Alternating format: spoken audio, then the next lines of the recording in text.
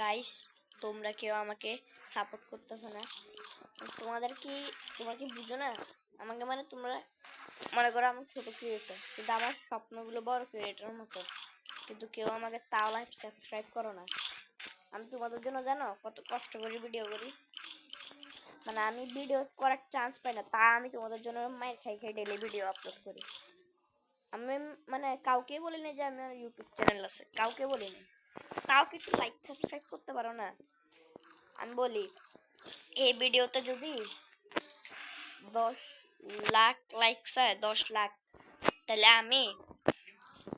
আমি ইয়ে করবো, 10টা ডিভাইন তোমাদেরকে দেখাবো। আমার কাছে হয়তো একটাই আছে, আগে আমার কাছে 10টার বেশি আসিল, আমি সবগুলো সেল করে দিছি।